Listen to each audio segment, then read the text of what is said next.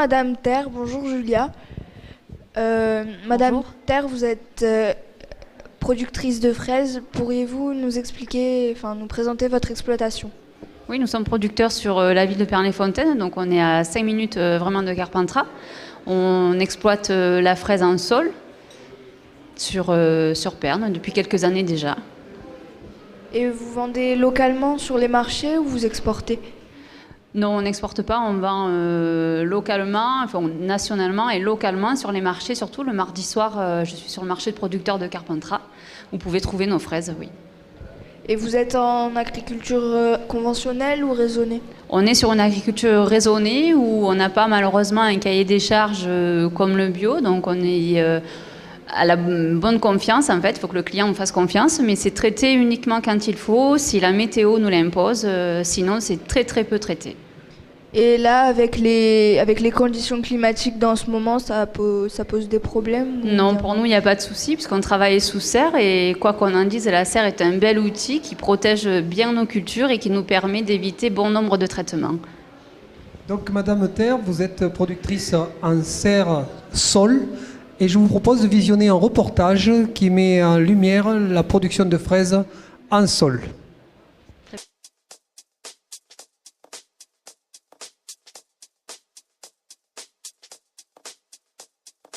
Bonjour à tous, aujourd'hui nous sommes chez Monsieur Beau, cultivateur de fraises sur la commune de Carpentras depuis 4 générations. La fraise de Carpentras est aussi connue que le melon de Cavaillon. Pourquoi cette fraise est-elle aussi connue? C'est ce que Monsieur Beau tentera de nous expliquer. Monsieur Beau, pourquoi cette fraise de Carpentras est si connue? Je vais vous dire pourquoi. Parce qu'à une certaine époque, il n'existait comme fraise que la fraise de Carpentras et la fraise de Pucassel. Depuis, ça a dérivé, il y a d'autres régions qui sont mises à produire, notamment le sud-ouest, les Bouches-du-Rhône, le Gard. Mais à une époque, on parlait que de la fraise de Carpentras parce que c'était une des seules fraises qui était connue. Et comment la valorisez-vous? Alors, comment on fait pour la revaloriser? Nous, notre but et notre objectif de notre exploitation, c'est de ramasser du fruit très coloré, comme j'ai dans la main, ou tout au moins uniforme, pour représenter la véritable fraise de Carpentras comme elle doit être consommée. Et non un fruit qui manque de coloration, qui peut ressembler par moments à des fruits qui viennent de l'étranger. Comment produisez-vous votre fraise? Alors, nous produisons notre fraise exclusivement en sol sur notre exploitation. Pourquoi avons-nous décidé de faire de la fraise en sol, non pas en hors sol? C'est parce que la fraise a notamment beaucoup plus de goût en sol qu'en hors sol. Et comme nous avons une clientèle qui nous demande ce produit, c'est pour ça que nous continuons à travailler en sol. Il y a le fait des plants aussi. Nous avons depuis quelques années changé nos méthodes de plantation. Il y a quelques années, on plantait au mois d'août des plants frigo, tandis que là, dans cette méthode de plantation que nous faisons, nous plantons au mois de décembre. C'est des plants, on appelle ça des plants très plans. Alors le but du très plan, c'est d'avoir une précocité supérieure, c'est-à-dire qu'on commence notre récolte début mars, au lieu de la commencer fin mars, début avril.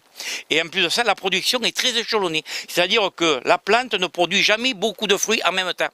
C'est par petits jets. Donc ce qui nous permet d'avoir un fruit de meilleure qualité, beaucoup plus goûteux. Bon, nous on la paille. Alors pourquoi on la paille? Pour plusieurs objectifs. 1, pour la chaleur. 2, pour garder de l'humidité. 3, pour le confort des cueilleurs parce qu'ils ramassent à genoux. Et 4, pour la propreté des fruits.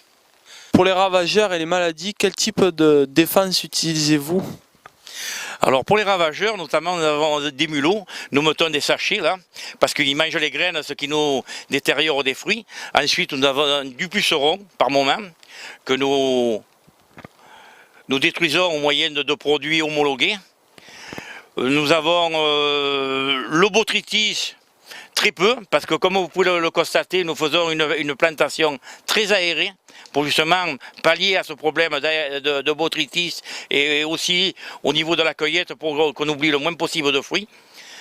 Après, nous avons aussi le trips. Le trips le plus méchant, c'est le trips qu'on peut avoir. Et on a des produits spécifiques pour détruire ce trips qui sont homologués aussi pour la fraise.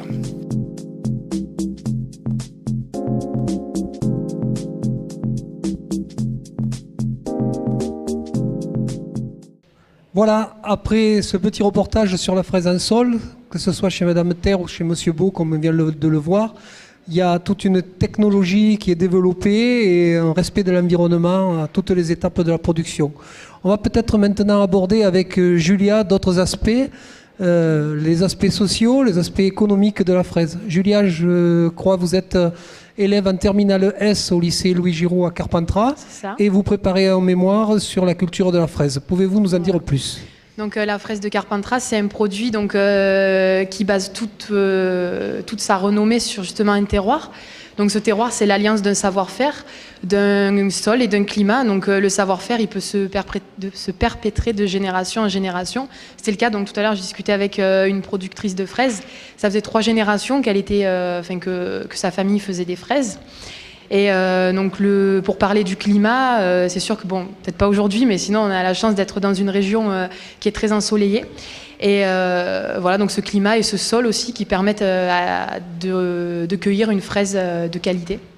Vous parlez de qualité. Est-ce qu'on peut parler aussi de fierté de produire de la fraise à Carpentras ? Oui, bien sûr. Surtout une réponse aujourd'hui à la mondialisation qui peut être de plus en plus contestée. Et on peut voir justement, ça peut être une fierté d'avoir une fraise donc de sa propre région, de son propre terroir justement. Justement, vous venez d'évoquer le mot mondialisation et derrière cela peut-être peut-on évoquer l'Espagne. Que dire, peut-être avez-vous étudié cela, que dire de la fraise espagnole et de la fraise de Carpentras ? Alors déjà le prix, donc sur ce plan-là, la fraise de Carpentras, elle ne peut pas rivaliser avec le prix auquel sont vendues les fraises de Carpentras. Et donc en revanche, là où elle peut concurrencer, c'est au niveau du goût. Et donc là, c'est sûr que bon, c'est pas comparable le goût d'une fraise de Carpentras et le goût d'une fraise d'Espagne.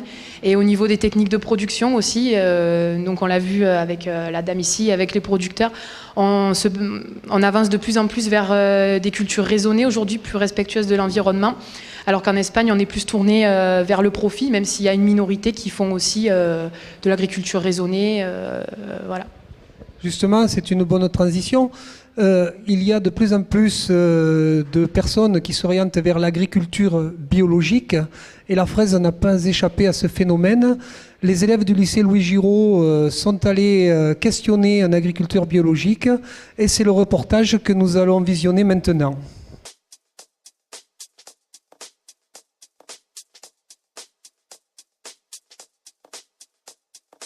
Bonjour à tous et à toutes. Nous sommes sur l'exploitation de Claude Reynaud à Aubignan, dans le Vaucluse. Il s'est lancé dans la culture bio depuis 1994. Il produit 3000 kilos de fraises par an. Mais pourquoi s'est-il lancé dans cette agriculture biologique ? C'est ce que va découvrir Daphné, qui leur a posé la question. Pourquoi vous êtes-vous lancé dans le bio ? C'était par philosophie, puis j'avais pas envie de m'empoisonner ni d'empoisonner les gens, donc c'était évident quoi, de faire une agriculture qui soit plus respectueuse de l'environnement et de la santé. Est-ce que vous rencontrez des difficultés dans la culture bio ? On peut avoir comme difficulté de trouver des plants bio. Par exemple pour les fraises, on est coincé parce que certaines variétés soit n'existent plus. Nous on fait des pajarots, qui est la fraise de Carpentras, elle est sortie du catalogue européen. On ne la trouve plus, et donc en conventionnel encore un peu, mais en bio pas du tout, quoi.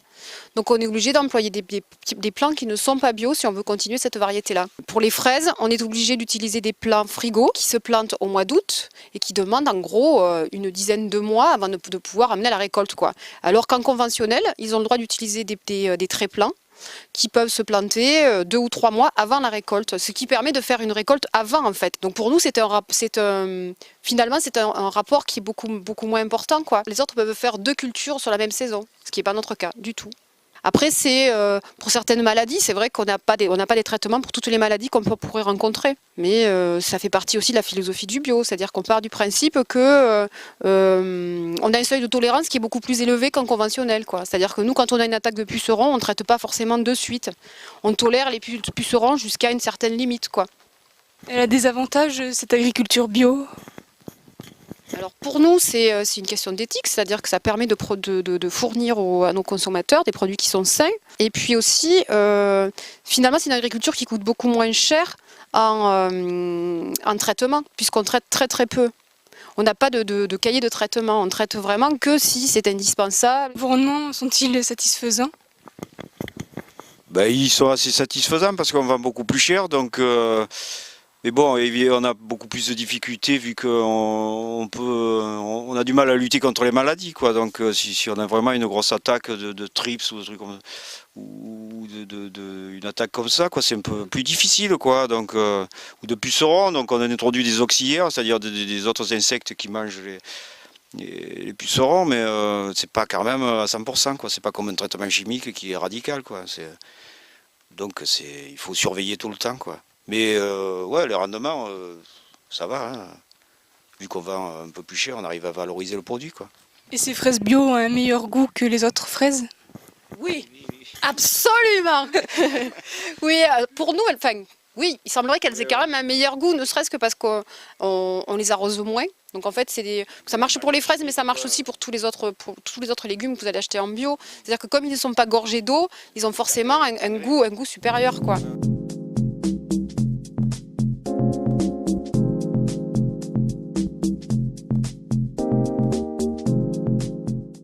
Alors merci à toutes les deux d'être venues et aux Carpentraciens qui veulent bien venir pour le prochain plateau. Voilà. Nous invitons tout le monde dans le hall de la mairie. Voilà. Merci, au revoir.